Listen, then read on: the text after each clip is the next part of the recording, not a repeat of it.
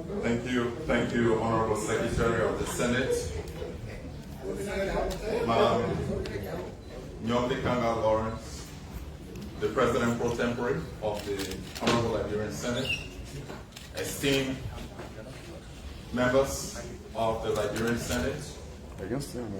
I want to first express my heartfelt gratitude to the Honorable pro tempore for the exceptional invitation extended to the Civil Service Agency last week to do an analysis of the 2024 Alien Work Permit report and be here today to present findings and implications. I would say findings and implications because it's not going to be in our place to do the recommendations. The Senate will definitely do that. So today I will do the presentation to present you what we found in our analysis. But before I proceed, Madam Pro Tempore, please allow me to provide you copies of the report.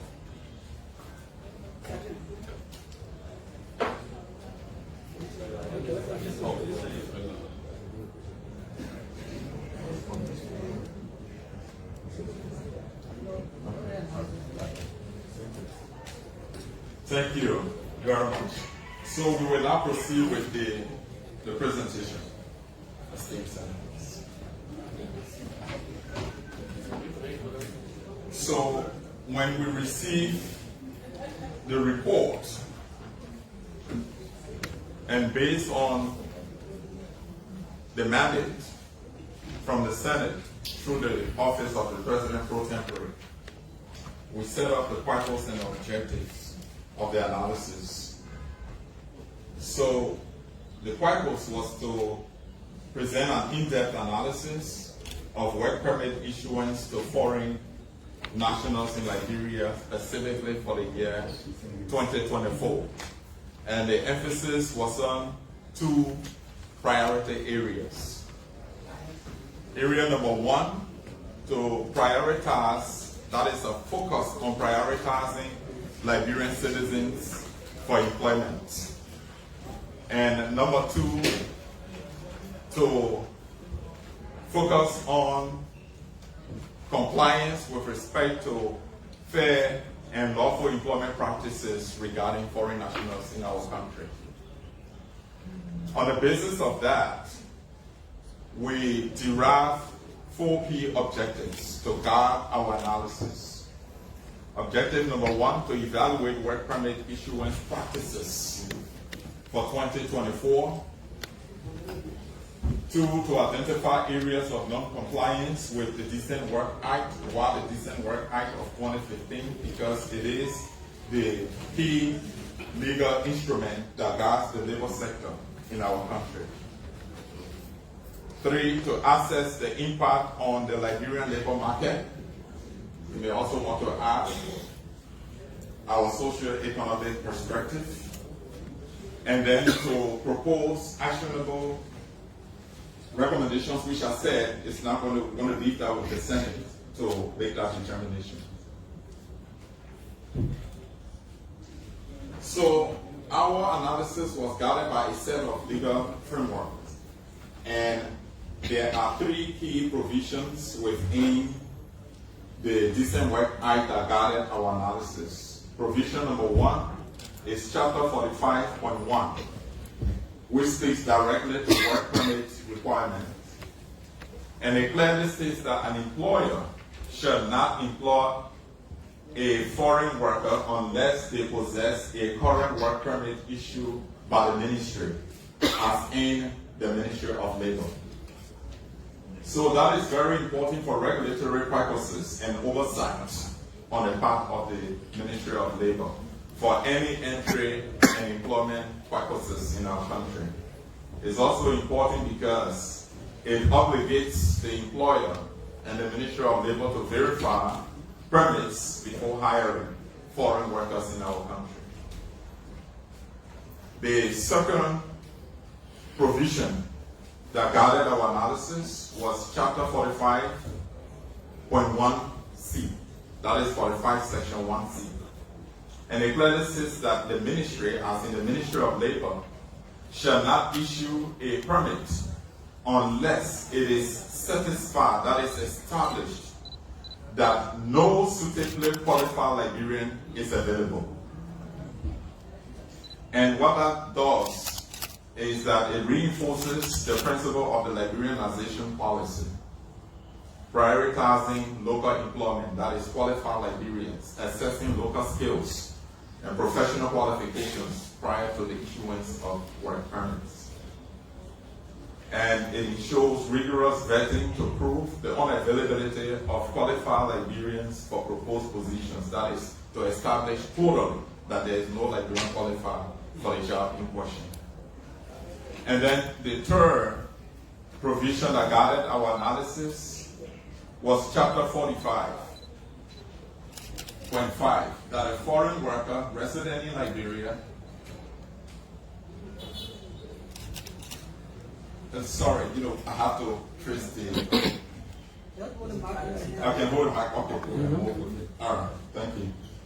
Okay, great.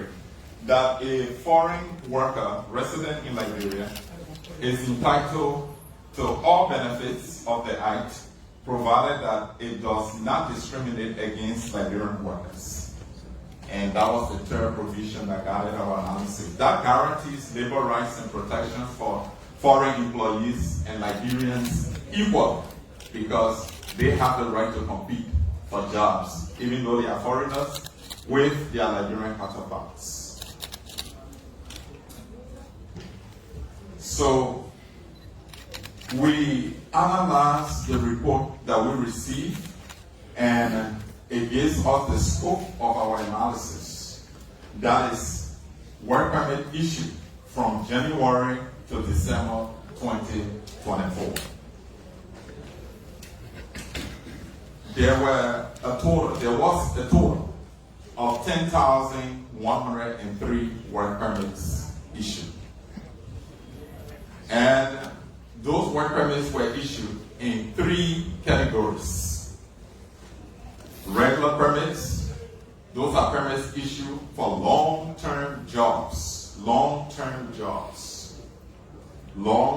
employments, which are subject to local labor availability verification, meaning that not a single one of them work permit should be issued for without that particular position being verified to determine whether or not a Liberian is qualified for that job, or we have the local skills and expertise for that job. So work permits, a total of 8,792 work permits were issued for that category, constituting 87% of the overall work permit issued. We have the ECOWAS permits. A total of 438 work permits were issued for that category, constituting 4% of the overall. And this is granted, such work permits are granted under established regional protocols to ensure that ECOWAS citizens and Liberians have the same right for jobs, but prioritizing local expertise and local rights first. Then you have the gratis permits portion. A total of 873 work permits were issued, constituting 8%. And usually the gratis permits are issued for humanitarian or non-profit job-related services, roles, and it's often for non-governmental organizations or also for government services. So gratis work permits can be issued to humanitarian organizations, to charities, like to missionaries, to other people who come to support the efforts of the government and the Liberian people. So if you look on the right side and see the graph, you will see 12 bars, and each of those bars represent the number of work permits issued per month. It's a little bit blurry, but the first bar there is January, and I think if I remember, it's around 656 work permit issued. It's just an example I'm giving you, issued in January alone. So you will see that in October, the highest, 1,004, the tallest bar that you see towards the end was so. Those bars represent the number of work permits issued per month. So this is the distribution of work permit tax issued, and I just read them to you. So the chart that shows, you see the orange part, it shows the regular permits. Those are long-term employment related permits.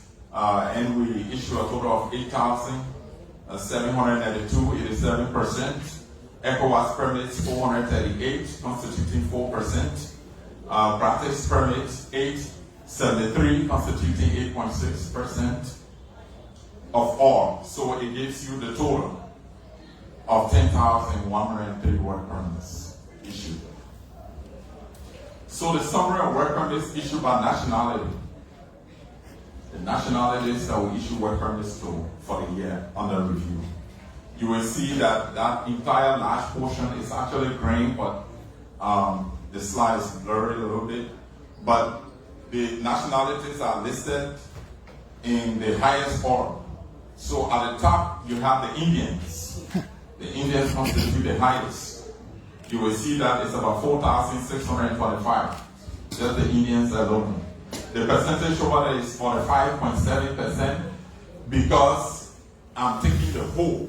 So the percentage of Indians who receive work permits, the whole, is 45.7%. But when we go to the top highest, which is the next slide, you will see that the percentage will increase a little bit. For the Indians, then you have the Turks, you have the Chinese, you have the Lebanese, the Zambians, South Africans, you have Indians, Nigerians, the German is listed in the highest order in terms of the number of work permits issued.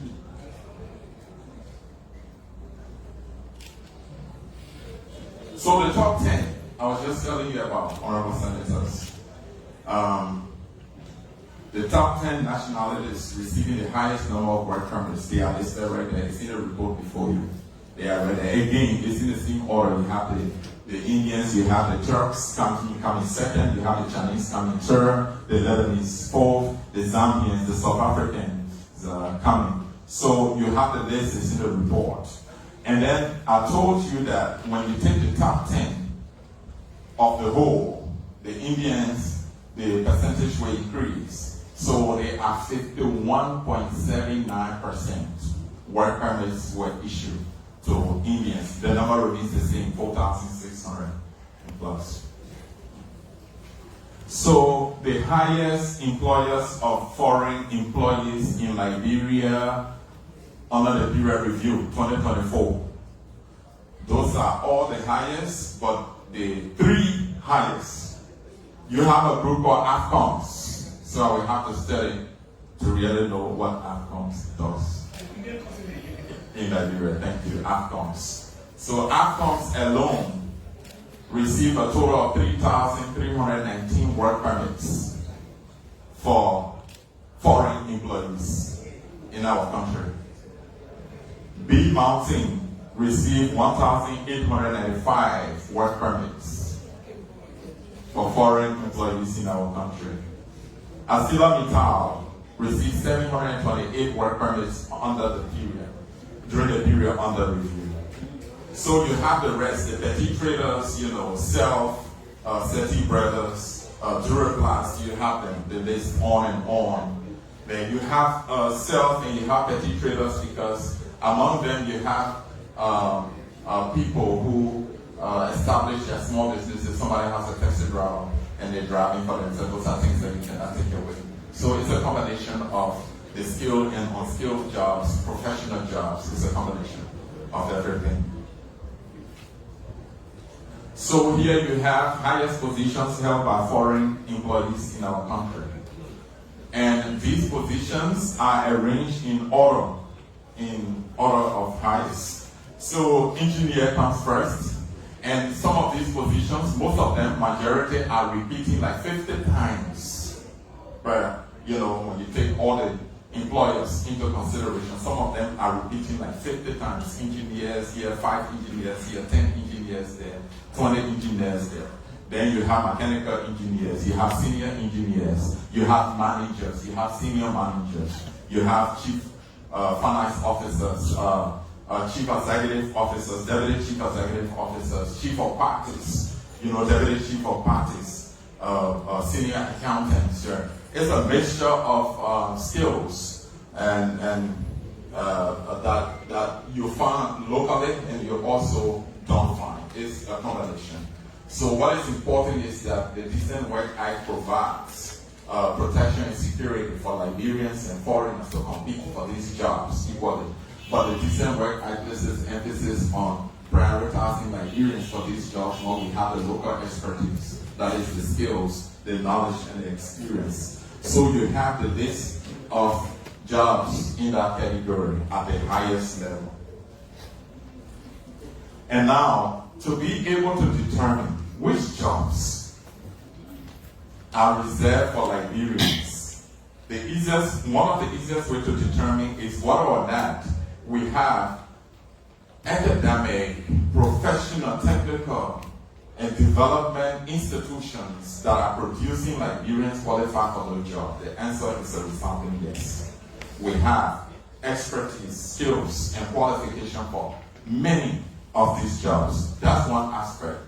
But the major determining factor, the question to be able to generate our inquiry answers it was predicated on one question for each job category. The question was, are Liberians qualified for this job? So we use that to make the determination. It's very simple. This is predicated upon the fact, and it's legal in the Decent Work Act, as I referenced that. Before issuing a work permit, the Ministry of Labor must have asserted, that is, must have established that the position for which the permit is being sought, one, no Liberian is qualified for it. Two, the position has been duly advertised. That is, qualified Liberians should apply and compete. And because they are Liberians, they should be prioritized to get the job, not the other way around. So on the basis of those key factors, we were able to have our question, are Liberians qualified for this job? We use that to run our query through the three categories, as you will see. Category number one, eligibility check for regulars.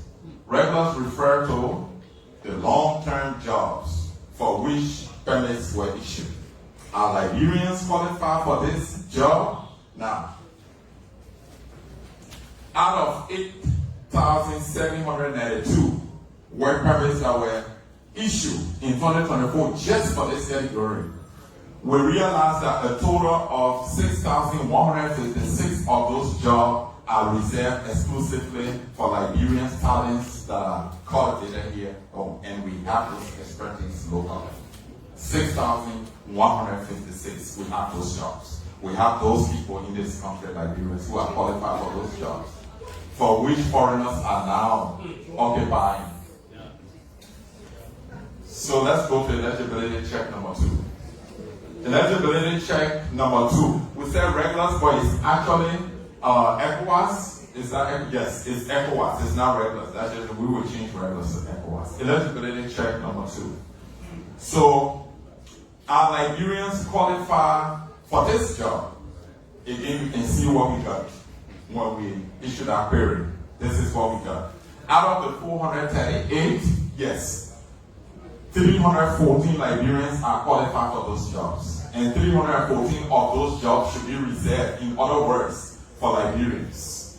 Those jobs, for the ECOWAS. So the ECOWAS component, why it's true that we should open up their protocols and things that are observed for economic integration, for social integration. If you look at the different ECOWAS protocols, but at the same time, it doesn't contravene the Decent Work Act. It doesn't contravene the Decent Work Act, which provides that unless a Liberian is not qualified, that's the only time a foreigner will get the job. So yes, we found, when we ran the query, we found that 314 out of 438 are jobs that we have locally that Liberians can benefit from. Let's go to the last eligibility check. Gratis. Again, gratis are services for special services. And that can be granted. The work permits can be granted to people serving in non-governmental organizations or providing government services. Again, I said, you want to give, for example, we used to have the Peace Corps. I don't know if stay here because you say has gone down or whatever, they stay here, it's supported. But the Peace Corps, for example, the missionaries and other people, these are people that we gave these work permits, which is not an issue. But even with that, in non-governmental organizations, there are jobs that Liberians and foreigners are supposed to compete for, which this report tells you that it's not happening. Because if you look at the results of our query, it's telling you that out of 873 of the work permits that were issued for these jobs, Liberians are qualified for 562 of them. And Liberians were supposed to be given the opportunity to compete for those jobs. And so if you look at the chart, it tells you that the sky blue portion of it, that's the portion that the issue work permit is for, including the dark side, but the sky blue side is what you should please pay attention to. That's the part that covers jobs that we establish, that we have the local expertise for, and that Liberians should be given the opportunity for those jobs. Let's move on. Okay, so what did we do after we ran the query and found the data? So we did classification in two categories. Classification of job reserved for Liberians. So now, let's look at the numbers. Forget about the details, let's look at the numbers. So permit issuance breakdown for job category, for this classification. A total permit issue was 7,032. That 7,032 is representing the overall jobs of the 10,103 that must be reserved for Liberians. 732 of the 10,103, 7,032, sorry. There are jobs for which work permits were issued, and those jobs are jobs that were supposed to be reserved for Liberians, because we have the local expertise. You may want to ask, how did we determine that? The required skills are generally accessible through local education, vocational training, apprenticeships, and job experience. We have them locally. And we have people to fill those 7,032 roles, Liberians to fill them. So when you break the 7,000 down, regular permits, the regular permits alone, 6,156 jobs in the regular category were given to foreigners rather to Liberians. ECOWAS permit, 314 foreigners are occupying non-Liberians. Gratis permits, 562 foreigners are occupying not Liberians. There are implications, but I will not read the other three. I will just tell you exactly what the implication is. This will lead to a systemic failure to protect Liberian labor market interests and significantly undermine national empowerment priorities. Yes. Classification number 2. Analysis classification of jobs open to all nationals. This is classification number 2, meaning that the jobs in this category, here we analyze based on the data you see, are jobs that Liberians and foreigners should compete for. Liberians and foreigners should compete. And why they should compete? Because there are some of the skills that are needed that we don't have yet.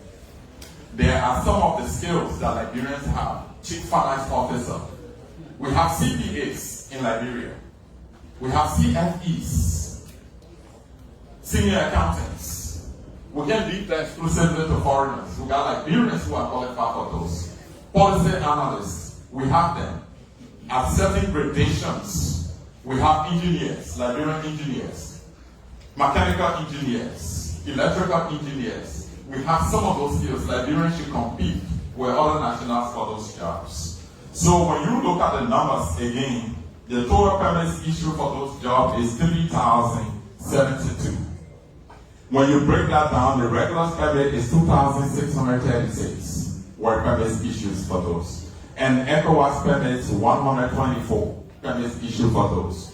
And gratis permit 311 issued needed for NGOs or for charity organizations or institutions hiring people to provide services for our own government in different forms. If you look in some of the entities, you will see some people in the form of consultants, and some of those skills can be accessed locally. We don't even need foreign nationals to perform those jobs. So, findings and implications. One, this has the propensity to undermine the Liberianization policy. That's one. And how does it do that? Take into account 7,032 work permits issued for roles reserved for Liberians, contradicting Chapter 45.1c of the Decent Work Act.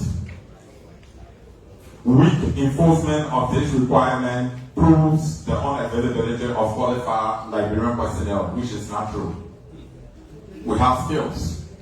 We have professional competences in our country. It's not true. So rising unemployment and underemployment, and I guess we all agree on that. So what does that do? Why that is happening, rather, is happening because there is constant influx of foreign labor into sectors where local talent is available. Yes, we have local talents, but there is this constant influx of foreign labor coming in. And then there is a diminished economic opportunities for Liberians and constrained national workforce utilization. So we are training people, all the technical, vocational, education and training institutions are putting people out. They are out all over in the public for no jobs. But foreigners got those jobs. Academic institutions are producing qualified professional people for no jobs. So it serves as a disincentive, for local skill development. True. If we are producing more people and they are around with qualifications, but they cannot get jobs, foreigners are getting jobs. Others who have not even accessed tertiary institutions will not have the incentive or the appetite to go to school to acquire qualifications. Their qualifications, they will be discouraged because those who are qualified don't have the jobs. Yeah. So rates of wage depression. You are paying foreigners because they have jobs. And Liberians don't have that opportunity to earn the kind of income that foreigners are having. That trend will continue. It will be consistent because the labor sector will not have interest in Liberians, in hiring them, and Liberians will not have access to wages, to remuneration, to salaries, whichever way you call it. Yes. So erosion of public trust, then the public will begin to have no confidence, no trust in the government services or in institutions that have statutory oversight responsibility to deliver these services. So that's it. Thank you, Honorable Pro Tempore and esteemed senators. Based on your mandate, your request for the Civil Service Agency to analyze the 2024 work permits report, I am pleased to present this to you. Thank you.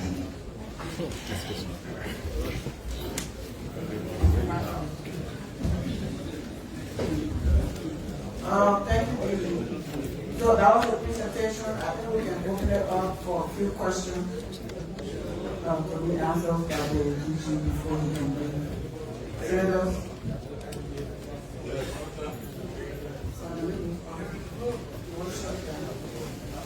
Yeah, shut that down. Yes,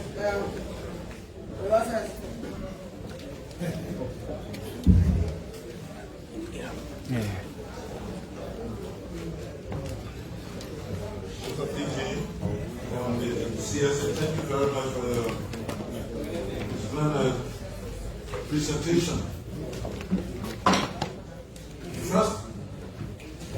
First thing I want to know from you, the CSA with its beautiful analysis, is the CSA part of the decent work?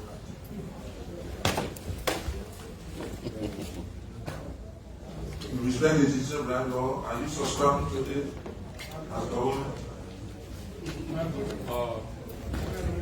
Honorable Senator, thank you.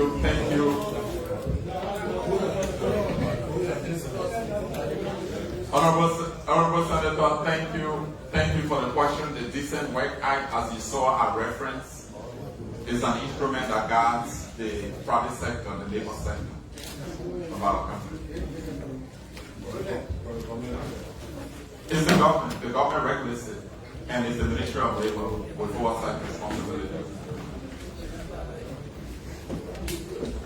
Senator, thank you. Fiji to call, I'd like to join my friend and brother. Submit to community for insightful presentation, well researched and well presented. Thank you. So I'd like to know how did you run the query in terms of job classification? Because that's one main thing we've been trying to get from the labor ministry, and we didn't get that in this presentation. Also, they have not presented that in terms of the different job categories. Thank you, Honorable Senator. As I indicated in the report, we use certain variables, and key among those variables are local skills, local professional qualifications, competencies, which Liberians have based on our educational system. We have tertiary institutions that prepare qualified people. And again, in the letter that was extended to me on your behalf by the Honorable Pro Tempore, she referenced directly the CSA as the Chief Advisor on Human Resource Management to the government. It's an expertise that we have, workforce planning and development.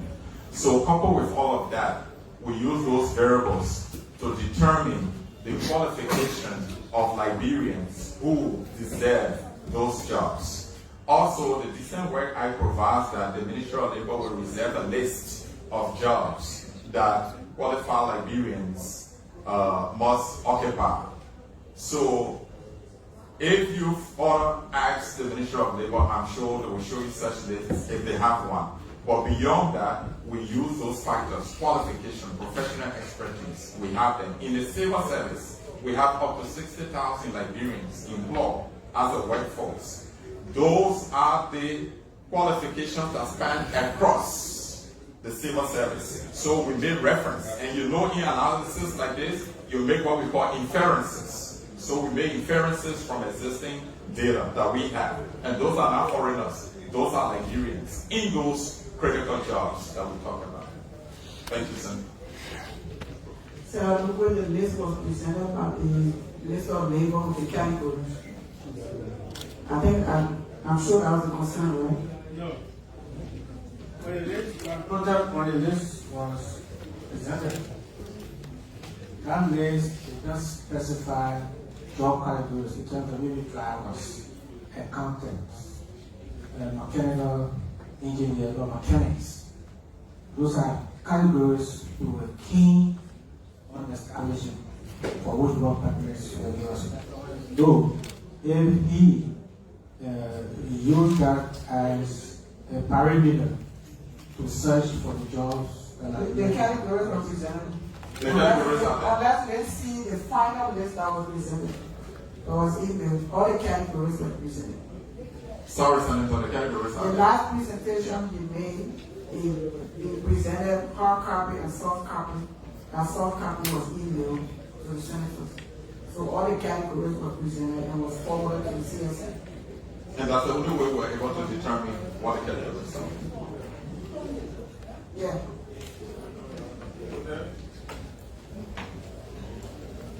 Senator Jala. Thank you, Mr. Director General. There is something in social work called. You want to speak for me? Oh, sorry. There is something called eco-sociology. The BBC correspondent arrived at RIA, interviewed 5 presidents, and make a general assessment. Now you opine that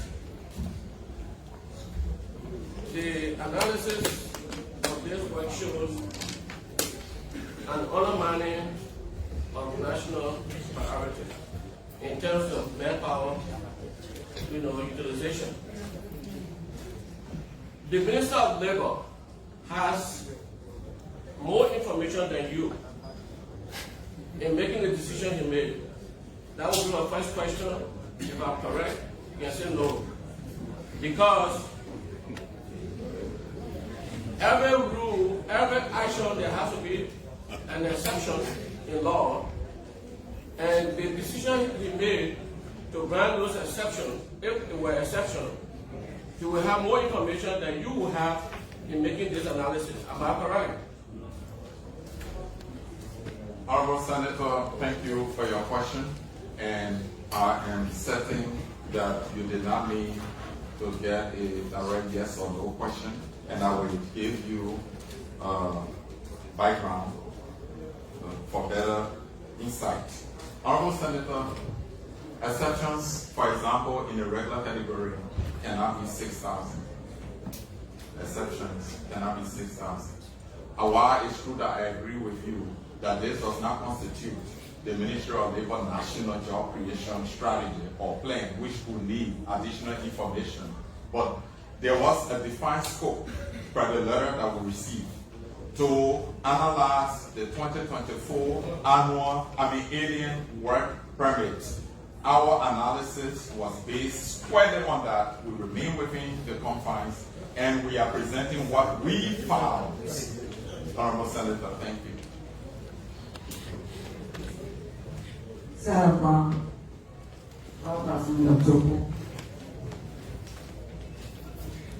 Thank you, Pro Tem. Let me join others to thank the DG for this presentation. My intervention is brief. It takes me to point 2 of the presentation, the legal framework governing foreign employment. DG, you base your presentation entirely on the Decent Work Act.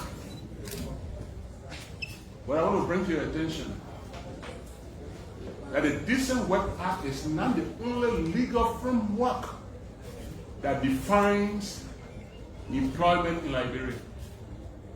So I thought, I'm wondering why you did not expand the scope of the legal framework. For example, most of these people that you capture come from concessions. And every concession that is signed by government is law. And these concessions, in these concessions, both the Liberian government, represented by the how you call them? The IMC, they negotiate what categories of employment that the foreign companies should bring, and what categories of employment Liberians should be offered to. So I thought that to have a holistic approach or a balanced report, you should have included some of the laws that we passed, the constitutional laws. I'll mention them. You agree with me that if you read the concession agreements, sadly, yes, we have the Decent Work Act, but most of the concessions that we pass do not conform to the Decent Work Act. So I agree with you. It is a systemic failure by this government, but out of us. We passed a Decent Work Act that defines the category of employees that foreigners should have, Liberians should have. But then in the concession agreements, we do entirely different things.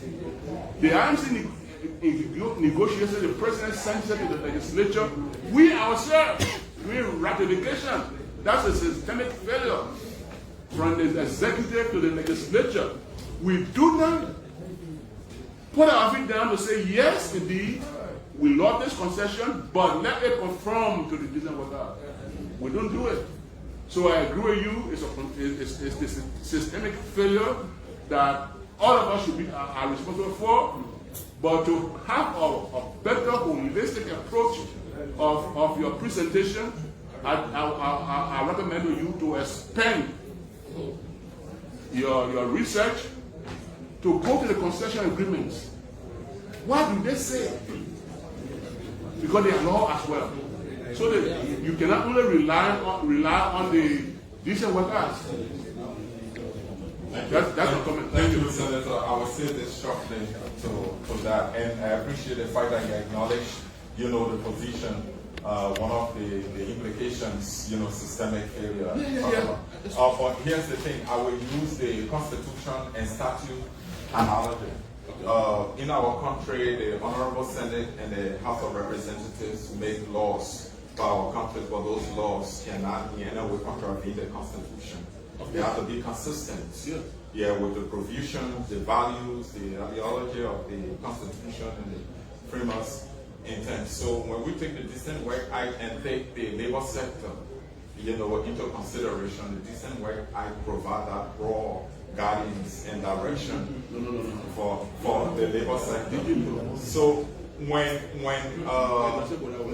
policies are made, especially on employment purposes, I am not sure those policies will contravene the principles of the Decent Work Act of protecting jobs that are reserved for Liberians. If you want to see in law, It's not no, it's not.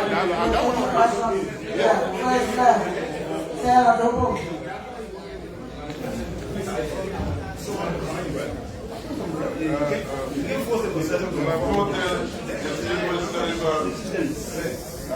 I think the Director General of the Civil Service Agency have presented what he asked he could do the protest. Right. Correct. And I think it's just enough for us to know that he was trying to provide a kind of expert guidance to us and how to proceed further. I don't think it will be prudent for me or others to be telling the Director General on the lapses within some kind of reporting or so forth. I think we should be concerned about how can the Ministry of Labor take key in this matter, how they can collaborate with the Civil Service Agency, because they have means to work together. How? Let me just give some points here. The Director General just said that he used the perimeter that he used was for the inference come from existing qualifications in the civil service, which is a microcosm of the larger labor market. Obviously, what you find in the civil service is what you're going to find in the labor market. So there are people in the civil that are very qualified. Probably they are maybe underpaid because they cannot afford. It's also possible that if these jobs are advertised, they may choose to leave where they are assigned because they are civil holding on job, only because they want to meet ends. It's not because they are qualified for the job. They are qualified for better job outside there, but they cannot find it.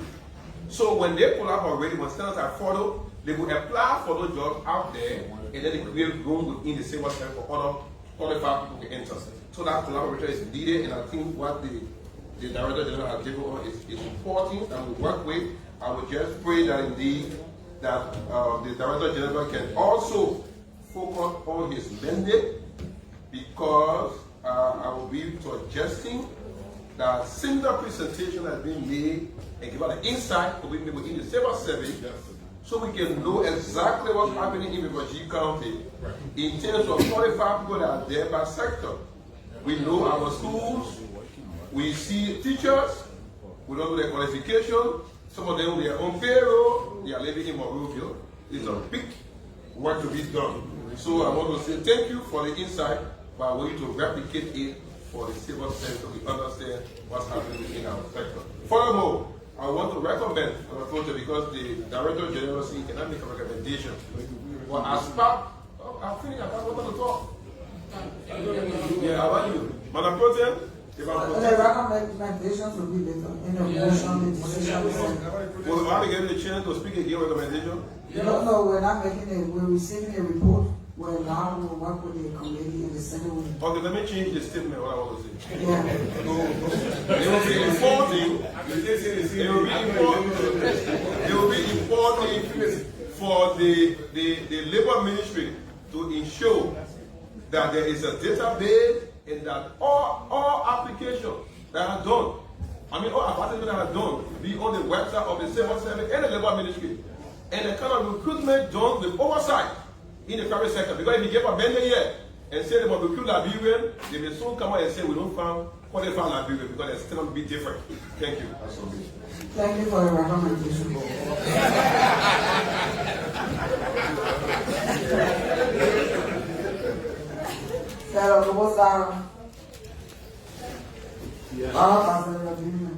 Thank you, Madam Pro Tem, for me, I'm liking how the Senate is proceeding on the leadership of Pro Tem governments. I'm sure that Liberian people will applaud us to see this kind of unique presentation from the civil service. Thank you, my dear brother, for that presentation. It sounds very well articulated, informed. Thank you. And we'll be proud of you for local county. Thank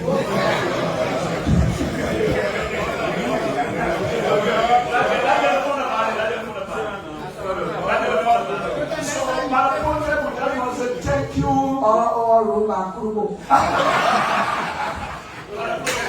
Thank you for your leadership, for bringing this kind of national issue to life where the public will see what we do. We have know this particular presentation is on the air, it's all broadcast around the world. I want to say thank you.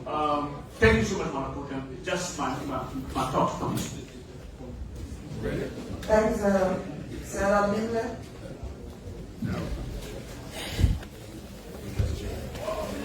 Come here. Thank you, Pro Tem. I want to thank my dear brother from CSA on his presentation today. And I'd like to remind you that as chair on labor in the House of Senate, the CSA and the government of Liberia created a decent work act, but the CSA does not abide by the decent work act. The CSA has its own laws that governs its employees. And that is the problem in this country. The problem in this country, we are worried about the Indian men hiring Liberians, but we're not worried about the Liberian hiring Liberians. For every one employee you hire in this country, in this government, you fire 20. My office is filled with problems.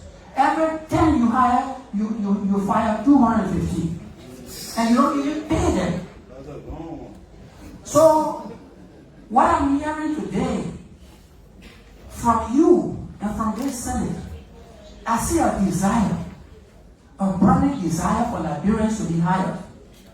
My colleagues talk about MPA. Who writes MPA and approves MPA? It's us. We don't include our qualified Liberians into our MPAs, but we follow the Indian man and make sure that he hires Liberians who just coming from the classroom. So, the problem here is, I have the decent work act here. It does not say anywhere in the decent work act that there are listings, qualified listings for Liberians only in the decent work act. The law chapter 45.1, A, B, C, and D. It doesn't say that. It gives the responsibility of that scheme to the Minister of Labor. The Minister of Labor has his own discretion in hiring.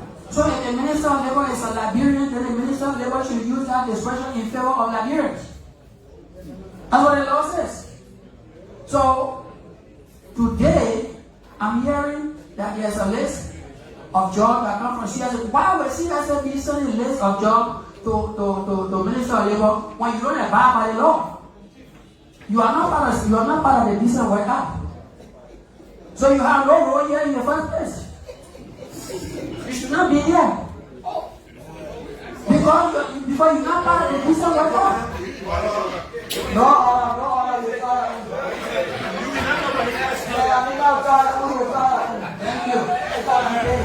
Thank you. So today, we have debated this issue, and I don't know where the Senate wants to take this issue. Because the issue is currently on the desk of the Committee on Labor. We are gathering information. We are photocopying information to deal with this issue. All of a sudden, I see CSA here. So you have already strategically gone into the issue. What is our role? We don't have any role to play. So let CSA come up with a recommendation so that we find out what we do with people who are non-Liberians that are working. We, along with the ILO, have been working with this government, CSA, to be particular, to try to include CSA into the Decent Work Act. But you refuse. You refuse to be part of it, to the extent that our Liberians are suffering under your administration. And we push all of them to the Indian people. Go hire the people. The man brought his $1 million and he brought his own accountant to manage his money. He said he must hire the Indian man and go Liberian. Then you want to go to Liberianization. In the fact that when you can't hire your own Liberian to be an accountant. So then, I applaud this motion today. I pray with my colleagues that the level of seriousness I see here, that there should be some guarantee that we'll begin to work with the Minister of Labor, who in the past have said that he's willing to work with us anytime. But we keep dragging him down on this road. Let us work together to ensure that this time, Liberians get to work. Thank you very much. Now, a statement from the chairman on Labor. Thank you, Madam Clerk, and thank you, colleagues. Director General, I want to say thank you for your presentation. The issue of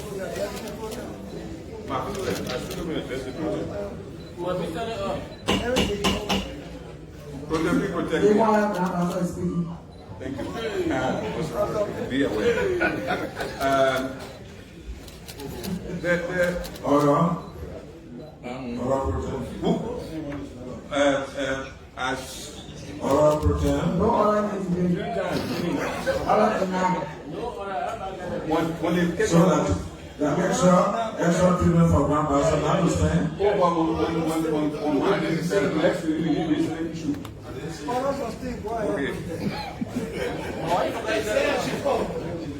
Let me just satisfy everybody.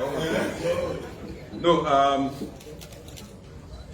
the issue that I want to focus on, that a solution. There's a solution to this problem.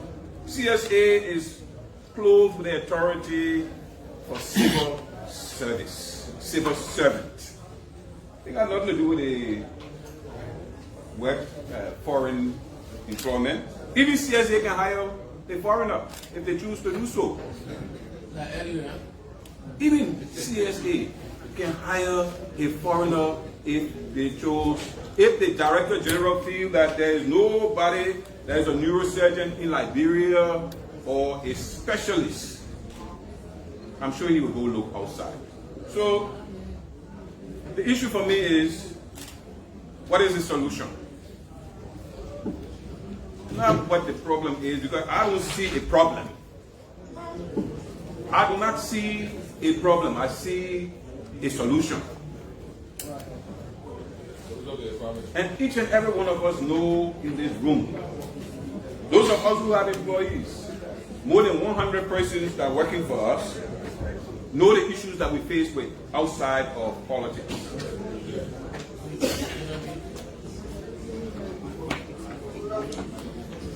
So I'm just saying we have to be able to balance these issues. And that's why we're the House of Elders. I don't think I want to attack anybody or disagree with anybody or agree with anybody. But my issue is Liberians, we're graduating probably 20,000 students a year from the university. Very right in this building, in some of our offices, we have engineers working for us. We have students that, individuals that have graduated from agriculture college. And in the building working for us as well. Pages, messengers. So we have a problem. And how do we solve it? How do we solve it? We can sit here and debate all day. But that is why I believe that we should leave this matter with the Committee on Labor. It's with them. And let them come back with some recommendation for us to discuss a solution, not a problem. Not a problem, but a solution. And I believe that the presentation today throw some light on what has been happening in the country. Is it bad? In my opinion, no. It's not. It's not. It's a step to show us that we need to do more to create jobs for our people. We have to do more. We have to do more. 20,000 kids graduate from college and they're floating around here. So what are the programs that we must develop to give jobs to our people? You want jobs or you want to create income? And that's where I come from. I believe that we need to create the atmosphere or the condition to give our people an opportunity to earn income. Because jobs may not be available. But what are we doing as a government to make sure that the people in Kawekian got an income? Because you can't create the jobs there. Okay, Grant says. What are we doing to create jobs in Grand Cess? Thank you, Orange Grove. There are Liberians living there too. We should be focusing on creating the condition for our citizens to have and earn an income. So that's where I stand on this matter. I want to thank you, Madam Pro Tem and Mr. Director General. I just want to thank you, and we'll continue the debate with the Committee on Labor. Thank you. Senator, did you want to say something to that? Let me just, I know the chair on the Committee on Labor spoke, and I just wanted to say that chair, we understand very well, but to also clarify that at no time we have submitted any listing to the Ministry of Labor in that respect, just as you spoke, we haven't. And we have a good relationship with Labor. This matter is crucial. What I came here to do was to provide an expert advice in keeping with the statutory responsibility of CSA. They are establishing the Civil Service Agency in 1973. It established that the Civil Service Agency is the chief advisor to the government of Liberia on all human resource matters, spanning across the government's workforce. And in the protest letter, she also underscored that on the basis of that and giving your own expertise in the area, because I got my PhD in industrial organizational psychology, and that's what I do as a specialty: workforce development, organizational development, institutional reform. And the underscore that, and as a Liberian working for the government, it's within my responsibility to advise the Senate, which I did. That's the report. So I just wanted to say that, Mr. Chairman. Thank you. Thank you, sir. And thank you for the comments. So the Senate decided to be more robust in the oversight. We have an issue before us where we wanted to see the 8,000 plus list of work permit in categories, because the goal is to make sure that Liberians are employed. We got that list. We saw for the analysis, that analysis is before us. So I expect that we use that oversight to make the decision that will place the Liberians right there when it comes to jobs. That means we are happy to create jobs. And that's how we expect the debate to go. So we will now ask Senator Batikwa, and I'm asking that we stick to that.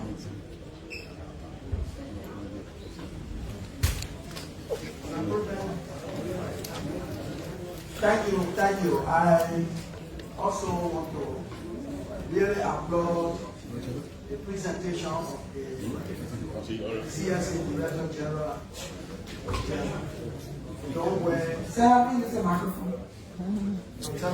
He has done well, presented an analysis that appears very convincing. And my concern is what is presented in these chambers does not represent only the ministry or the entire government. So when, of course, as I was convinced, I know he was invited to present an expert opinion which he himself just confirmed. An inquiry that was made by a colleague before is that how authentic, how detailed are your sources, your research that you have done to certify the decent work here, because they have other laws and institutions that you reference are concessions. And in those concessions, there are laws that indicated from year 1 all the way to year 10, year 15, gradually the hiring of Liberia is indicated at year 5. This number of Liberians will be higher. At year 10, this number will be. That means the law gave that window until those times, those years are met before Liberia can fully be harvested. So if those laws are not researched well to be reflected in this report, then of course we will be representing a situation that is only, to me, we have an added effect, all unnecessarily. My concern, thank you.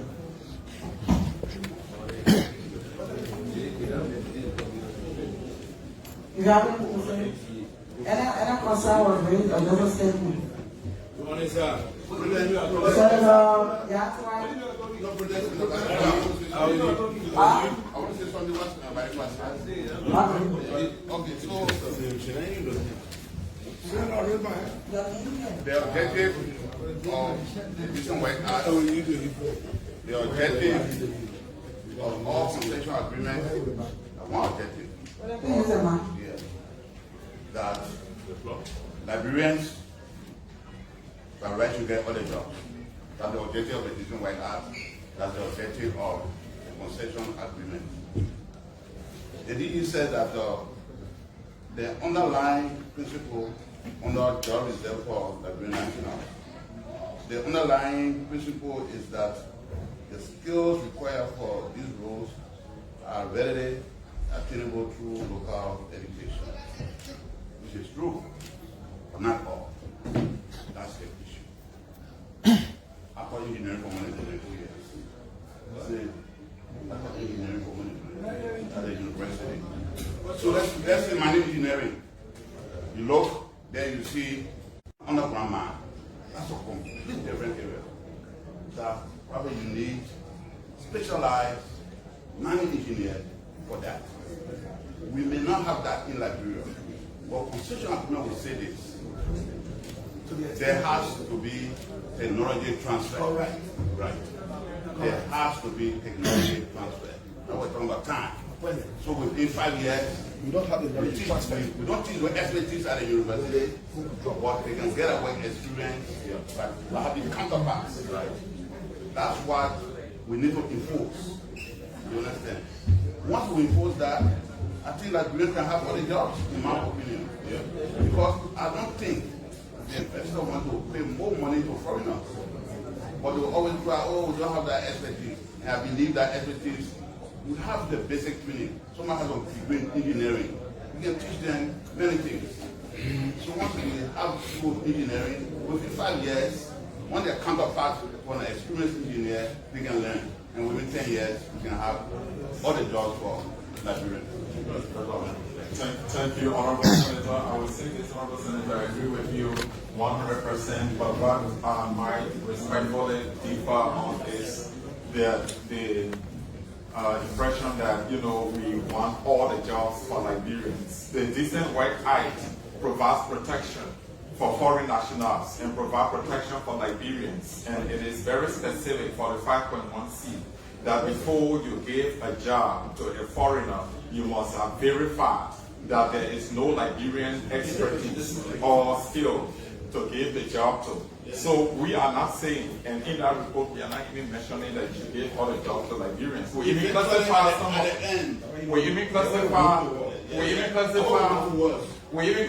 some of the jobs, and we said we do not have expertise for those jobs when we did a query. And say, for example, the engineering field that you talk about, the mining field you talk about. When you take the Excel sheet, you know, that we use, you will see a long list of jobs that we do not have the local expertise for. At the end, yes, eventually, yes, that we need to occupy those positions.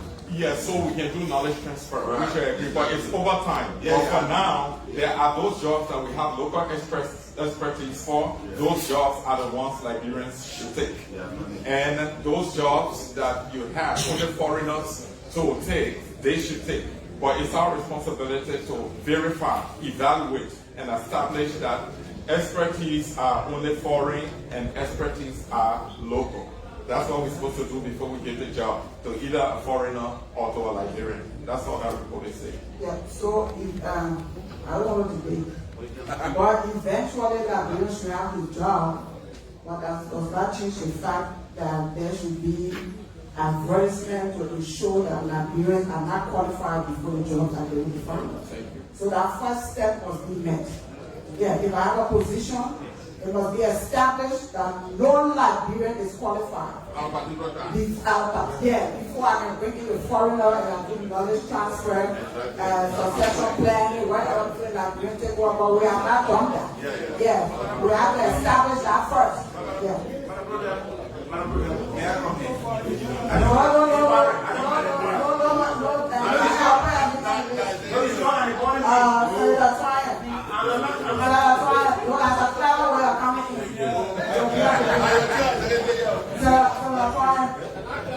Mine will not be long. Mine will not be long. It will just be a few questions to the presenter. Mr. DG, of the analysis that you did, more than half of the foreigners that are in our country with work permit are Indians, isn't it? 51%, that's more than half. Correct. Were you able to, allocate them to institutions? Or choose them to different institutions? Sorry, we took down, but listed them per institution. AFCONS, for example, 3,319. I still remember that number. Of that 51%, how many present in that 51% you got? I'm not getting it here. Like the total number, the 51% constituting Indians. It's 4,000. 4,000. Out of the 4,000, how many are with AFCON if not retired? AFCON has 3,319 and retired has 1,895. There where my interest is in his whole report, because in recent time, taking cue from the basis laid by our caucus, we've been doing some scrutiny of SLM operations in our county, in Liberia as a whole. So I want to also know again, of the more than 3,000 AFCON employees that are subcontracted by ArcelorMittal, did you see the specific job requirement on their work permits? The job requirements are listed in the spread, and we can provide the disaggregated numbers to the Senate. But the summary is presented to you for easy understanding. Yeah. But we have the spreadsheet with the numbers disaggregated. Okay. Yeah. So could you just maybe just name a few categories for me, if the first 3 categories, and if those categories, Liberians are qualified to do some of the job? Yes, and we give the categories, the regulars, we give the ECOWAS, we give the graduates, and you want to go to the DG, sometimes the question are meant to reinforce, yes, to give a clearer understanding to our people, right, to know exactly what you presented. So it's not lack of knowledge. Right. So I want to ask again, of the 3,000 AFCON employee Indians that are in ArcelorMittal concession area work for AFCON, within their work categories, are there jobs there that Liberians can do? That is correct. That is correct. And I told you we have it disaggregated, which we can provide the listing to you. It's in the spreadsheet.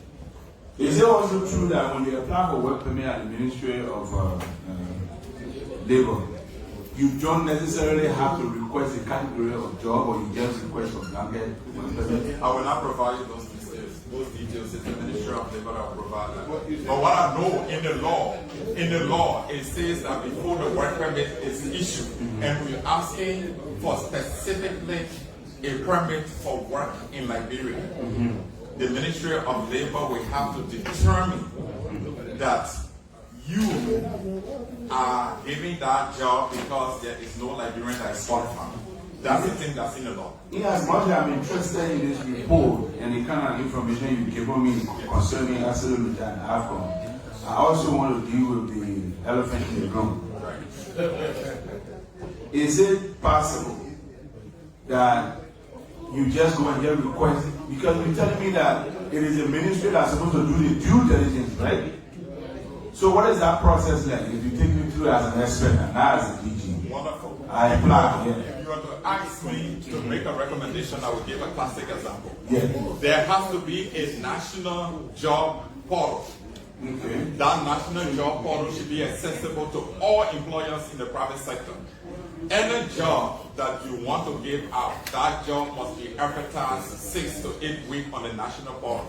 And that national portal must be linked to all tertiary institutions, technical, vocational, education and training, universities, colleges, so that it creates a pipeline straightly from those institutions to the job opportunities. When we have that national portal, which I'm not sure we have, maybe we have it, we can ask the Ministry of Labor if it exists. All the employers must advertise all the jobs. That's the procedure for verification. Does the Ministry of Labor have that kind of right to create that kind of portal? Yes. In your explanation, you said you are the chief advisor to the government on HR issues. Yes. Have you, at any given point in time, advised the Ministry of Labor on certain matters of population in cabinet? In cabinet meetings, in cabinet retreat, have you at any given point in time advised the Ministry of Labor or done a presentation to them concerning said portal as a chief advisor on employment issues? So, Senator, I would say this maybe is the right time for me to say it prior to my invitation to come and make this presentation to the Honorable Senate. I would say that the President, His Excellency, mandated the Minister of Labor and the Civil Service Agency to work together to derive a national job creation strategy in the private sector. The Ministry of Labor showed me the love. We have been discussing on a framework, and that framework, part of it should be the development of a national portal. Yes, of a national portal, and that is very critical. Even the decision that you will be making, I will pray the Honorable Senate that forms part of your recommendation or decision, that a national portal is created where every qualified Liberian will have access to go and see all the jobs and all the concessions and in businesses to be able to apply for the When do we hope to have that? You have to mandate us to establish that. So are you inadvertently telling me that in the absence of that national portal for employment, that it is somewhat impossible for the Ministry of Labor to capture all jobs that could lead to foreigners that Liberians can do? So, in the absence of the national portal, Honorable Senator, what mechanism do we have to expose all jobs in the private sector to Liberians? That is the question. That is so maybe the Ministry of Labor can tell you that apart from a national portal, they have a strategy through which they can reach every Liberian, every qualified Liberian, to vet them before issuing the work permits. So if you have advertise the job. where?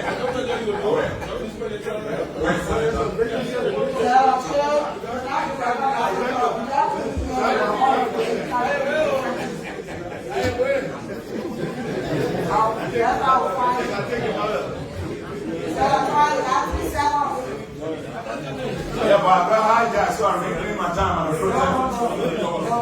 I reclaim my time. You see, there where the problem lies.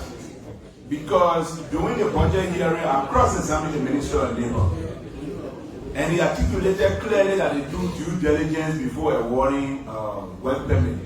But I got to realize in that discussion that there was no set criteria to actually determine which specific jobs are these people applying for work permit for. They come and apply for 1,000 work permit. And sometimes they don't really specify these permits, and then they get issued these permits. And this is where the litigation is coming from.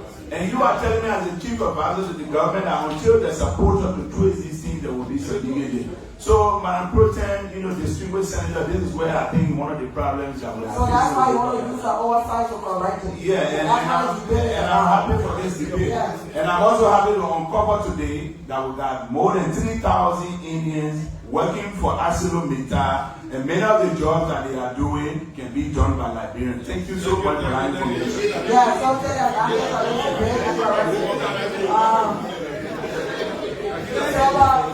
going to Thank you.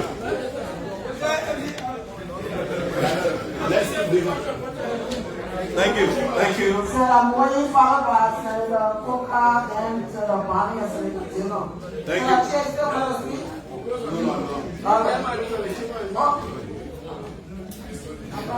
Thank you, Pro Tem, for this, for the leadership. And thanks to the DG for the wonderful work done. And the DG, being aware of his role, clearly stated here that his presentation is meant to give us information that we can use to make a very informed decision. So I don't think the DG is wrong. He didn't recommend anything here that warrant the usurpation of power. All we have continued to say, Pro Tem, is that the decision is ours. The decision is ours. If a quota is given to the Ministry of Labor as a budget projection on the revenue side, and that quota is meant to also pay the very civil servants that are on the payroll, then it makes it difficult for him to compromise those that are already working, that's supposed to be paid at the end of the month, as compared to allowing people to get new jobs in the private sector when the government cannot pay for workers. Let's look at this situation and take leadership. And what we have done, Pro Tem, is to tell the public that nobody wish hunting anybody. The Senate is clear and very intentional as to what we should do as a country. So we have seen the two sides. And we have to make that decision to say, look, let us forego this amount that's supposed to amend the budget either to pay civil servants or to do our rules or to put medicine in the hospitals and then put additional Liberians to work in the private sector. And that's the intent of this report. We have to choose. So DG, you didn't do anything bad in leadership, honor, or excellency, Madam Pro Tem, did not also do anything wrong. The committee can work, and it just to enhance the work of the committee. And that's where all of us been going. Nothing has changed. Nothing has changed. We have said the correlation between generating revenue and denying, and then denying our people. I mean, we see it at a different point. So it will have to deny our people. It means that we have to raise the revenue to support the budget.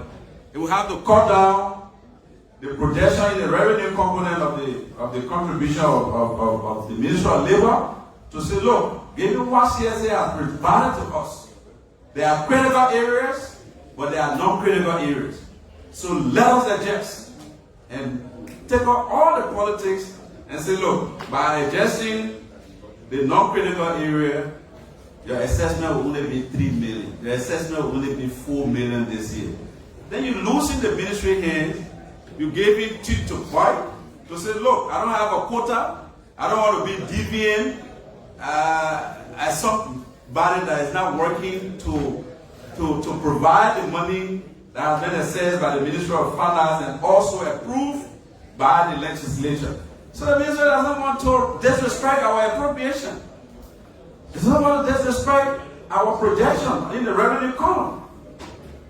So when a minister that will come here doing performance hearing of the budget like we have it, then he sits there or she sits there and say, oh, you know, I took my own discretion because you put this money there to pay civil servant or to build the road, to put money in the hospital, but I could not raise it because, you know, I wanted to put people on the payroll and find job for them in the private sector. So for that, I can't raise it. I don't think we want that kind of approach. So we need that in-house discussion to come to a compromise in the best interest of those that are unemployed and those that are employed.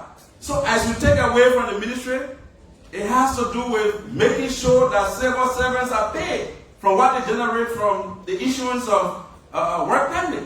So it's a two-way street. You can't deal with one and leave the other. And then the leadership can. Thank you, Pro Tem. I appreciate this stuff so that it is not just coming from our committee and then we take it to say, yeah, the committee says this. But the chief policy advisor to the government in terms of labor and employment has made it clear. So we're free. We can just take it. We're free now for the committee to go in-house and say, look, we work with the document that the DG brought, and we have scrutinized all the lists, and we think that we can do half of the 7,000 based on the critical needs of the mining sector, and they themselves have to pay royalty and other things to support the budget. So it's a balanced game that we have to do here. Thank you. Honorable President, if you may, I'd like to just make a short remark following the Senator's remarks. Honorable Senator, I agree, and it's critical. You presented a catch-22 situation, revenue generation versus job creation. They are critical in revitalizing our economy. But Senator, I would also add, whenever the Senate, the Honorable Nigerian Senate, is debating the issue for to make a decision whether or not to reduce the quota from the Ministry of Labor, I want you to take into account the critical nature of giving one Liberian a job. Because when you give one Liberian a job, you are empowering a whole family. And you are almost empowering a whole generation. So that is also very critical. Here's the thing. The civil service employs, but the civil service cannot be innovated. So many Nigerians out there for jobs, they all cannot be dumped into the civil service. The private sector has to take the initiative to have a robust job creation opportunity to also absorb other qualified Liberians. So we balance it. I want you to take that into consideration, Honorable Senator, when you're having the debate further on what decisions to make. Thank you. Thank you. Very creation for the job.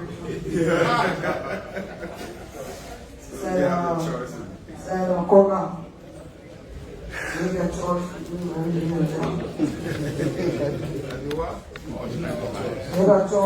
value and job creation for the people. Why do you stand? Well, Madam Pro Tem, distinguished colleagues, let me first of all extend my thanks and appreciation to you, more especially to the Pro Tem as well as our colleague, Senator Darius Bilon. The intent or intention of our colleague would have known maybe in a different connotation, but from what we are getting in detail, it gave us a clear picture that will help us to make an informed decision. From my analysis, it appears like the Minister of Labor had done something unscrupulous. But with the revelation being provided by our expert witness who have provided his expert opinion, I want to say thank you. We have no salary for you, but only to say thank you because it's a pro bono service. When I told him, you did excellently well. The issue, as you referenced, said, budget and employment. If you look at the budget enables the country to function accurately.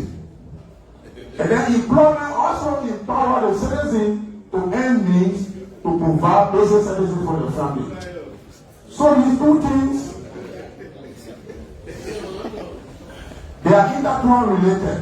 However, I would suggest, Madam Pro Tem, that the fact that the DG have revealed to us that they have been mandated by the President to ensure that they provide the basic templates that will provide qualification and also an environment that will give job opportunity, that the Ministry of Labor along with other ministries and agencies be swift in the process. Because the budget will soon be coming. The government wants to roll. At the same time, the government is focusing how she can empower fertility rate. So, in this light, we will appeal, Madam Pro Tem,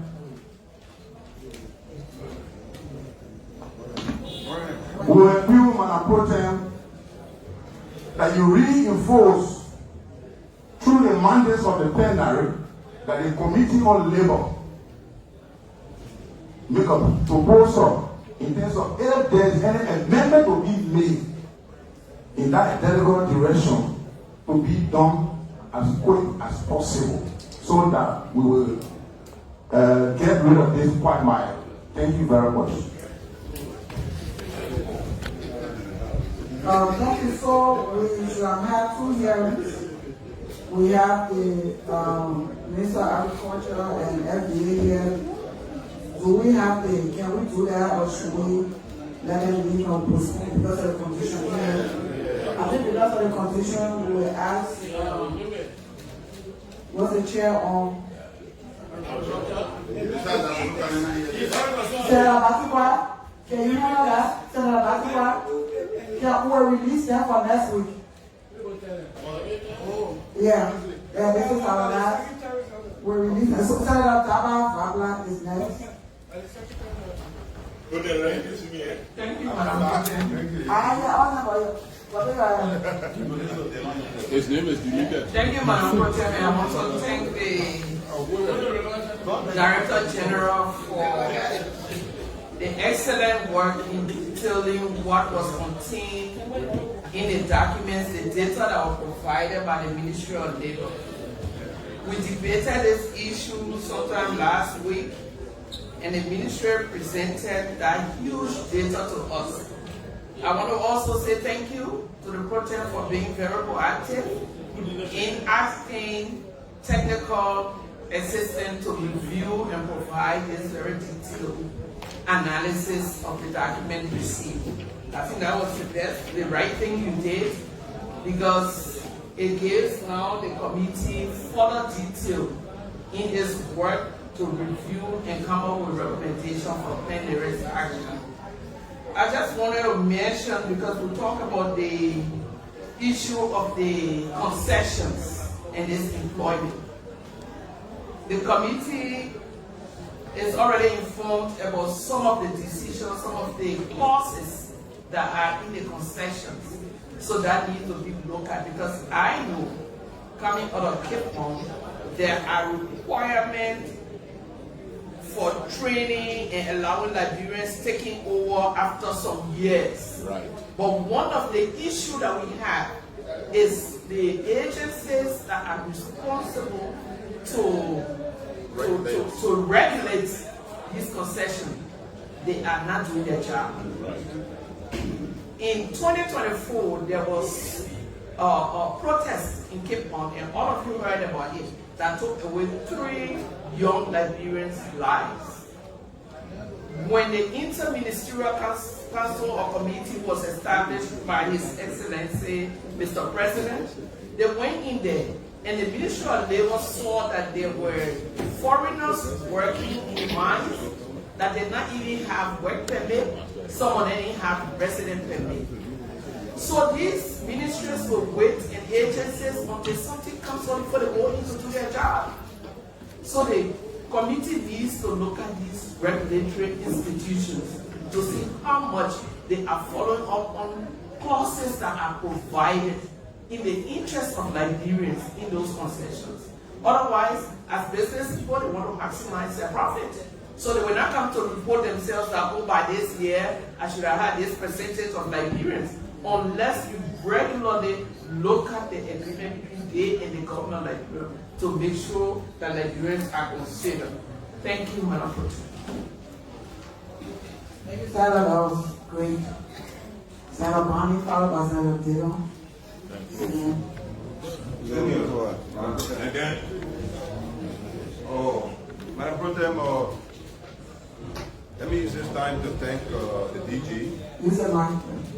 Let me use this time to thank the DG for his presentation before this August rally. I listened to the presentation made by Honorable Brown. I do feel he struck a quintessential component of this entire discussion, and that is the aspect of employment that is contingent on concession, ratified by the legislature. And if we do not put that into perspective, or we do not put that into context, the impression out there at the different mining sectors or areas will be that all of the managers that are foreigners are not supposed to be there. And their presence there will constitute violation of the law. It's important that we put that into perspective. I heard you say the law provides, and I do agree, that there must be advertisement for positions at these entities for Liberians to be hired once we have Liberians who are qualified. But in the face of the concession, that is not possible. And I heard the DG talk about, in the face of the decent work law, he thinks that the concession should conform or would be outrageous to say something contrary. The practical reality is that when investors come into a country, they come with the intention of doing business.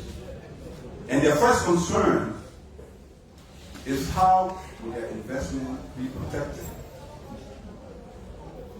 They are not going to advertise positions before they come into your country.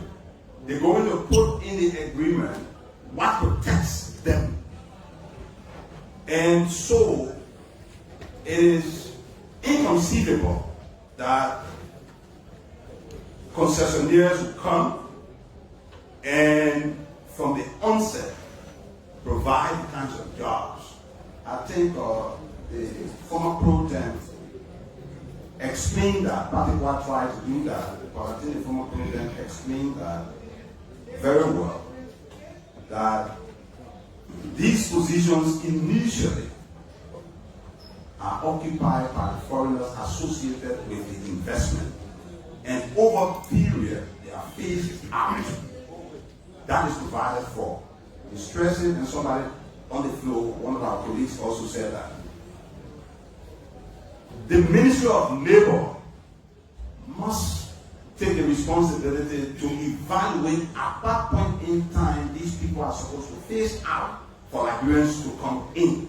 That is important. But from the onset, and that's the reason why most of those investors do not subscribe to our judiciary, they most likely will have an opportunity for arbitration to protect their investment. That said, I want to raise an issue, and hopefully the director or the chairman on labor will provide some clarity. Before the war,